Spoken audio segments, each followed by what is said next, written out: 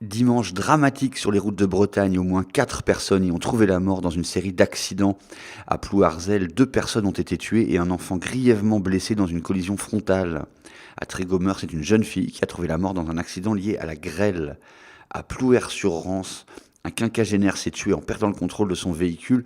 Plusieurs autres accidents se sont produits dans la même journée.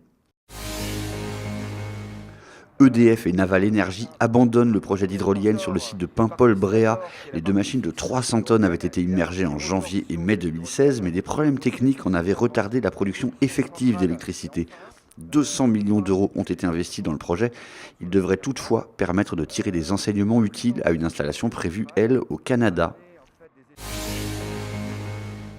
Le tribunal de commerce de Lorient a prolongé de 3 mois ce lundi la période d'observation de Naftis Bretagne Sud.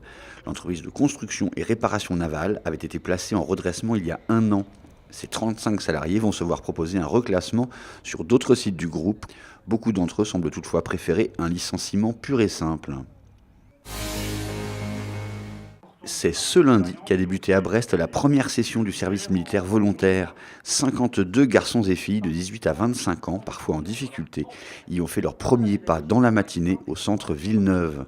Après 4 mois d'instruction militaire, ils pourront suivre une formation professionnelle. Parmi les secteurs proposés, la sécurité, le bâtiment, les transports, mais aussi l'hôtellerie et la restauration. Objectif affiché, leur redonner confiance via l'effort et la progression. Enfin, bravo à lui, c'est le Rennais Éric Vuillard qui s'est vu décerner ce lundi le prix Goncourt. Il a été couronné pour l'Ordre du Jour, roman grinçant sur l'Allemagne nazie. 2 autres Bretons d'adoption ou d'origine, Alice Zeniter et Yannick Enel, étaient en lice.